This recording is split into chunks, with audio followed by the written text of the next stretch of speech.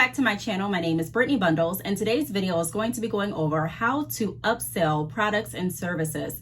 I'm going to be putting in examples from the hair business aspect, just because I do sell hair extensions and other services, and I have experience with upselling different products and services to better fit my customers and clients' needs and also exceed their needs and wants. So today we're going to be talking about what upselling is, how I view upselling, some tips that I have from my experience, like I mentioned, and also just some general points that I wrote down that I think will be really beneficial. So if you are interested in this video, be sure to give it a big thumbs up. Please make sure that you are subscribed, and let's get right into the video. So the first thing that I want to talk about is actually a disclosure. I want to give you a disclosure. If you hear the dogs in the background, I do apologize. My neighbor has her dog out, as well as my puppy outside too. So if you hear barking, I'm just going to keep talking through it. Please bear with me, and I hope that you can still get the gist of the message, even if the dog barks come in during the video. I also want to explain what upselling is to me. So a lot of you that have been watching this channel know that I have experience in sales. Even before I started my business, I really was intrigued with the art of sales. Never really was intrigued just based on only making a lot of money or only meeting a certain monetary goal, but I was really intrigued with the relationship aspect and the building blocks of relating to people and being able to solve their needs. And being able to solve their wants as well based on the products and services or options that I had available was really intriguing. I met so many people with sales, and I met so many people and continue to meet so many people through my business. That's really one of the best feelings, just meeting people and being able to exceed their expectations. Not only meet, but exceed. Now, the reason that I keep saying exceed expectations is because that's exactly what upselling is in my view. I don't look at upselling as just throwing a whole bunch of products at your customers or clients and saying, okay, well, I upsold every single person that came in today, even though they really didn't need it, or even though it really didn't benefit them, or they didn't want it. You just gave it to them or just sold it to them because that's what you wanted to sell, or maybe that's the product or service that's being promoted right now in your business, but it really doesn't make sense to them.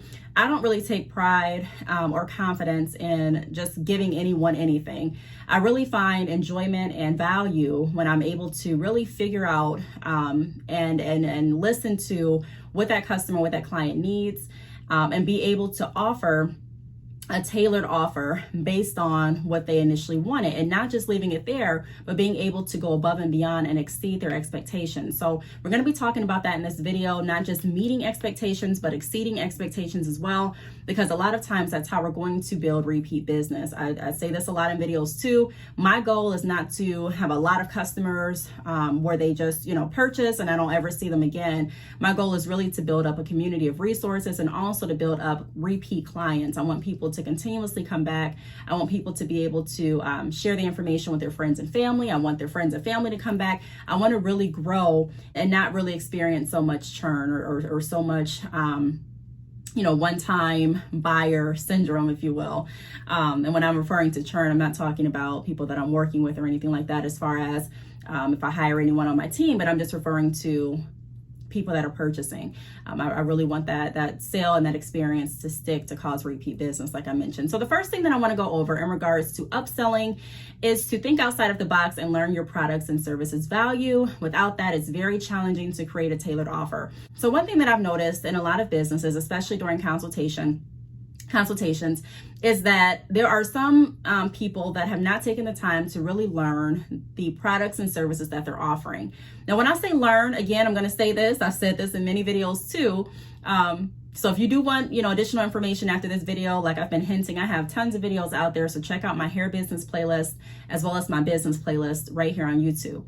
But a lot of people, when I'm asking different questions and trying to figure out how we can reach their goals for their business, actually gain more orders, and where the disconnect is coming from when they're pitching their offers, a lot of people have expressed the fact that they really don't know what to say when a customer asks them a question, or what to say when a customer says no, because they haven't taken the time to research the products and services that they're offering. That is the first step in being able to create or offer a tailored offer for anyone in any industry. You want to know what you're offering, because if you don't know it, it's very hard to not only sell it, but it's very hard to also overcome those objections, because in sales, one thing that is pretty guaranteed is you're going to get objections. You're going to get people that are saying no. You're going to get people that are going to say, well, explain to me why I should go with this over this. Explain to me why I should go with you over the place next door.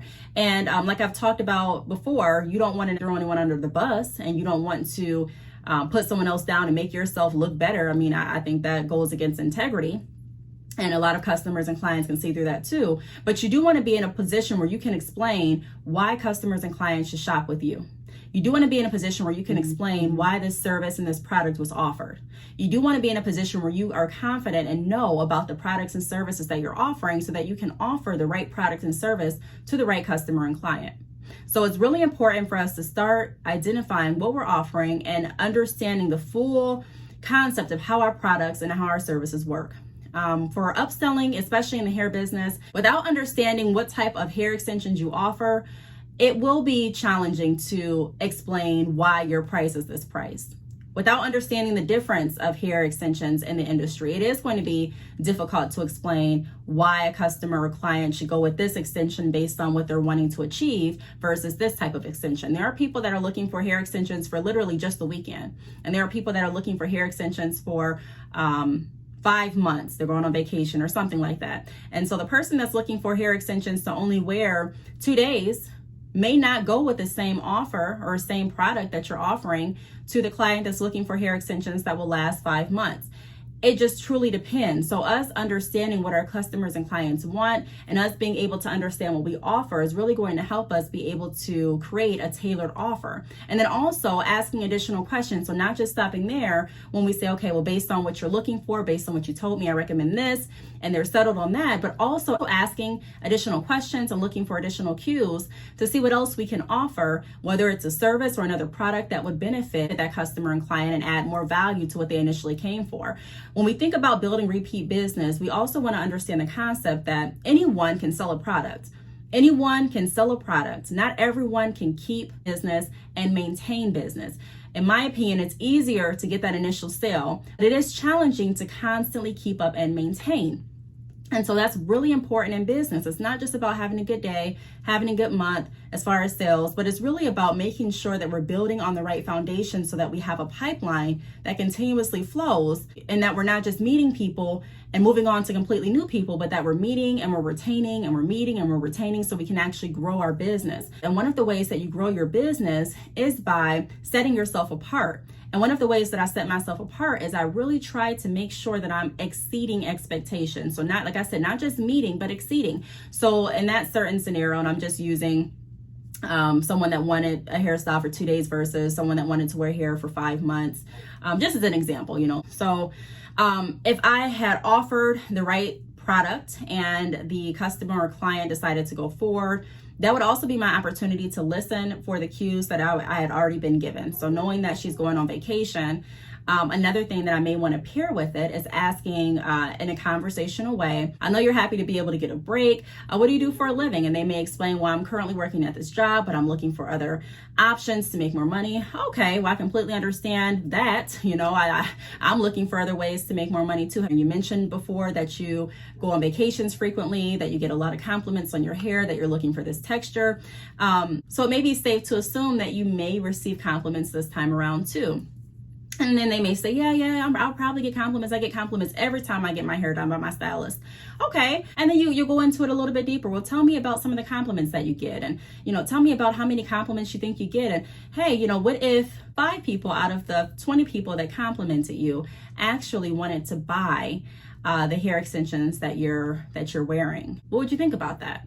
And then you can start that conversation, and I could also upsell one of my services. So either drop shipping, wholesale.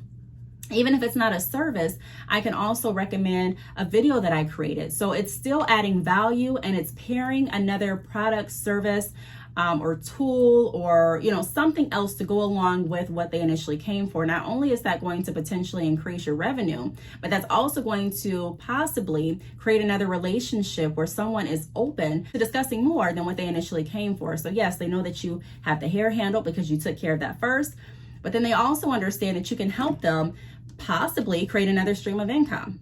And so that would be how you could upsell in that situation, where someone came looking for hair extensions and you were able to give them hair extensions, but you were also able to tailor another service to it, depending on what you offer. Now, the second tip that I have is understand the initial need or want and don't be afraid to offer. So this is something that a lot of people kind of skip over too, and it causes the whole sale sometimes to be lost.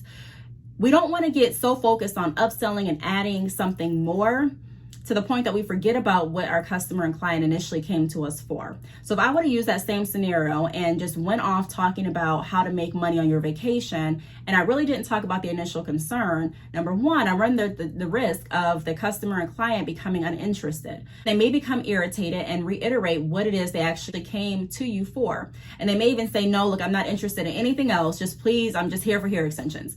Because at that point, you did not prioritize how you're going to conduct that interaction. The priority is making sure that you understand what the customer and client needs, and it's also understanding what the best solution will be based on what they're looking for, based on the information that they're providing to you, and ultimately taking the role of being an expert. So being an expert does not mean that you have to know everything. It just means that you are confident and that you're educated on what it is you're offering and what you're providing, so that it can make sense, so that it can match up to your customer and client, and ultimately it can, you can formulate an offer that's based on what it is they're looking for. And not only that, but once you have offered something, also look at ways that you can add additional value. So that's where the upselling is going to come in to play once we have the initial concern taken care of. But I do see very frequently a lot of people neglecting the initial concern. I've watched some lives where people were talking about their products and services, and it kind of seems like they just forgot about what the initial concern or what the initial need or want was, and they just went off to talking about what they wanted to talk about. It's very easy to do, especially if you enjoy talking. Trust me, I know. But it is going to be beneficial to train ourselves to stick on topic. So yes, this is what their need is. Let me make sure that I understand their need. Let me make sure that they know that I understand their need. Let me go ahead and give out my offers, my recommendations. Let me go ahead and tailor back my fallback offers and recommendations, because although I'm going to assume the sale, I'm going to go into it confidently, assuming that they're going to say yes. I'm also going to be very aware that they could possibly say no. More than likely, they will say no the first time. So I want to be able to have a fallback offer kind of building in my mind too, so that I can go ahead and overcome those objections. And then once I do that, I can move to possibly upselling. And I went over some of this information in my last video when I touched on overcoming objections. So I will link that video down below this video so you can check it out after this too. But we do want to make sure that we are solving the initial concern before we move over to upselling. Now, the next tip that I have is don't settle for only meeting the initial want or need. Go above expectations when possible. So we've talked about that, especially in the beginning of the video. So I try not to settle for only meeting the expectations. I do want to exceed expectations, like I mentioned. Now, every customer, every client that you interact with, are you going to exceed their expectations every time? More than likely, you probably won't. Not every single interaction. Not everyone is going to even want, even if you are providing value, want anything else. Not everyone is going to be able to even afford anything else that you are possibly offering. So no, every single offer that you pitch, every single idea that you come up with is not going to get a yes 100% of the time. And if it does, leave me a comment, because I need to speak with you immediately. Share your secret. But typically, one thing that we can all agree on in sales, no matter what industry you're in, is that your offer is not going to work on every single customer or client. It's not going to be just a yes on every single interaction, especially if you're a business where you're getting consistent orders. It just doesn't work like that in sales, in my experience. So what I would say is try your best to go above and beyond, but also know that you're not going to be able to exceed everyone's expectations. Some people have expectations that, are unrealistic. Some people have expectations of wanting something that you cannot deliver, or wanting something that is just not possible. So not everyone's going to agree with what you say, with what you think. And that's not your job to convince every single person to agree. I've talked about this in some other videos too. We do need to learn how to move forward, move on. After so many times of trying to overcome objections, after so much time of explaining the value and explaining why you say what you say, it does come a point where you you do want to choose consciously, hey, it's time to move on. I respect your decision. It's time to agree to disagree and move on. So with that being said, understand that you're not, like I said before, that you're not going to more than likely be able to exceed everyone's expectation. But even if I don't exceed anyone's expectation, I'm still making sure that I'm walking away from that interaction with at least knowing that I provided information that I needed to provide for that customer or client to have the information and possibly sleep on it, or that I was able to secure the sale by meeting their need and or want. So although I didn't exceed it, I was able to meet it. So it's all about making sure that we have those fallback offers in our mind. So even if I don't exceed their expectations, did I meet their expectations? If I did not meet their expectations, what could I have done to better have met that need or that want? And that's the way that I challenge myself to become better after every interaction. The next tip that I have is don't just offer, be able to back up your offer. So many entrepreneurs, so many people in sales, even when I go and I'm looking at different furniture, people, and I enjoy going shopping for furniture and different things like that, because I really enjoy not just looking for furniture, not just looking around to see what I can buy, but I enjoy the interaction with the sales representative at that moment. Just seeing what kind of offers they're going to come up with, seeing how they interact with me. I just am intrigued with sales all the way around. I've always been. And so recently when I went furniture shopping with my friend, the man that was helping us threw out some different offers, but he really didn't ask any questions initially to see what my friend was looking for to be able to really create a tailored offer. So I was really interested in how this was going to go. And he was just throwing out things like, hey, have you looked at this couch? Have you looked at that set over there? Well, this set over here. And when she did ask information, I don't feel like he was able to, and it's just my opinion, really back up the offer that he provided, because in order to back it up, you do have to have some knowledge of what you're offering, and you also have to have knowledge of what that customer or client is looking for. And if you skip the part where you're asking questions or trying to build a relationship with your customer and client, and ultimately finding out what they're looking for and why they're here. Are they looking for furniture to go upstairs, downstairs? Are they looking for a set or just the couch? Are they looking for a certain color? Are they looking for something to match pillows that they may have had? We don't know. So it's going to be really hard to back up that offer. It's easy to say, I recommend you go with this, and that, but why are you recommending it? Why should I go with that couch? If she would have asked, well, why did you point me in that direction? He could have said, well, you said you were looking for couches. Yeah, but I don't want a leather couch, and all of the couches that you're pointing out are leather couches. That's not what I was looking for. You know what I mean? So we want to make sure that we're able to back up the offer. So get as much information as you can, but also be careful when doing that, because if you're an e-commerce business, especially, you're not going to be talking to people face to face. More than likely, you may have some pop-up events, and you may transition to a brick and mortar location in the future. But typically, if you're just in e-commerce at this point, a lot of your interactions are going to be via emails, via phone calls, possibly text messages, online chat through your website. So you don't want to take too much of people's time, because it's easier for someone just to click off the browser and go to another website than it would be if they're actually in your face. Running my brick and mortar location, I can say that I definitely have more of a time and more of an attention to be able to thoroughly communicate what it is I recommend it to my customers and clients versus online. Now, online, you can still be thoroughly communicating, you can still get information, but we want to be really efficient in how we do it. So meaning that we know we don't really have any time to waste. So we want to make sure that we're asking the right questions. We want to make sure that we're prioritizing how we're replying back to customers. What I do on my website chat is I have pre-recorded messages that pop up so that if I'm working with another chat, I can still get the new chat through the door, and I can begin working with them while I'm still finishing up with a certain chat. So it's important to practice how you're going to get the information, how you're going to ask questions. What I typically do is I like to transition my DMs or transition my text messages over to email, especially when businesses reach out and they're asking questions about the capital advance options for e-commerce businesses making over $2,000 a month. I would get text messages, I would get DMs, and I would try to direct those messages over to my email account. That way I can ask questions and I can send over more information if I need to.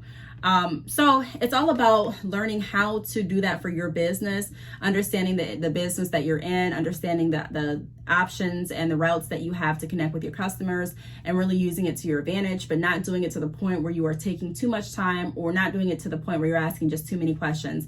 I've also seen it in sales, especially in person, where people are just asking too many questions. It's like, I understand that you're trying to understand exactly what I want, what I'm looking for, and I appreciate that, but it comes a time where it's like, okay, you know, you're 10 questions in and I still don't have what I came for. So you do want to be cautious of that. Now, the last tip that I have is pair products and services when it makes sense. So I gave an example of that during the video as well. If you are offering products through your hair company, I strongly recommend you incorporate services as well. You don't have to necessarily incorporate services where you're offering drop shipping, or where you're offering wholesale, or where you're offering consultations. You know, I'm just saying some of the services that I offer, in addition to, you know, selling traditional bundles and closures and frontals. However, I do strongly recommend you thinking of at least 1 or 2 services to incorporate on your website. I've made other videos and I've talked about the importance of not just selling only, you know, products, but also incorporating services too. That's another way to make sure that you're still constantly generating income. If no one is buying your products at this point, then you can also bounce to your services, and you can pair your products with your services, and you can potentially grow your customer base, your client base, and also your revenue for your business. So I really challenge everyone out there that has not created any services to think about what you're good at, what you enjoy doing, whether it's installing lashes, whether it's, I don't know, coming up with, you know, maybe you create wigs and you want to offer wig services or creation services to your customers and clients. Maybe you do custom work on wigs, so you may accept customers and clients to send in their wigs for you to restore them, or for you to add different colors, whatever the case may be, you know. And it doesn't even have to be a service that's necessarily related to just the products that you offer, but I would challenge everyone to try and think of a service that makes sense with the overall vision of your business. And once you can do that, then it will be easier to upsell not just products, but also couple the services with your products as well. Another way that you can upsell just products, if you're currently selling, you know, products only, which, you know, there's nothing wrong with it. I just recommend, if you're wanting to expand, to consider adding some services as well. But if you're currently with products, it's okay. We do want to make sure that we're asking questions, like I mentioned, so that we can make sure that the customers and clients that we're working with actually feel like their expectations have been exceeded. So some people are looking for 12 inches specifically based on the price range. Now, some people are looking for 12 inches specifically based on the style that they're going for. So we want to make sure that we're asking those questions so that we can identify, and asking the questions in a way that's not offensive and it's very conversational. Because if that customer was actually coming to your site and they were getting 12 inches because of the pricing, they may have not known the discount that you're currently offering. They may not have known about the buy now, pay later options that you're offering. And if you do want to offer buy now, pay later options for your customers and clients, you can do so. Click the link down below this video. I'll have a link titled Sizzle. You can sign your business up and apply for buy now, pay later options for your site. They may not know that you have a bundle deal, where if they purchase these lengths of 14, 16, 18, it's actually cheaper than it would be if they purchase 3 12-inch Mongolian deep wave bundles without a bundle deal, if that makes sense. So they just may not know all the options. And so it's our jobs as the business owners, it's our jobs as the sales representative, it's our jobs as the, sorry, I'm trying to clean my workspace a little bit. I have these packages sitting, I haven't put them up yet, but it's our job to make sure that we are building as many relationships as we can, and not just selling products, but actually making sure that it makes sense, not just taking no, but actually making sure that we can dig deeper into the no. It's our job to understand when to accept the no and move forward. And so there's a lot that goes into sales, and it's a lot that goes into building a successful business that's going to be able to continue, not strictly based off of getting new customers and clients, but also based off of the relationships that you build that were able to encourage repeat business. So I really hope that this video helped. I'm going to title this, I believe, part 1, because I do have some other things that I want to go over and some different examples that I want to share too. So I'm thinking that I may do a possible part 2 on this to give other examples of how to upsell hair products. But even if you're not in the hair industry and you're watching this video, just know that typically the information that I provide can be used for all industries, not just for hair. I just related to hair because, like I mentioned in the beginning of the video, that's the industry that I'm in.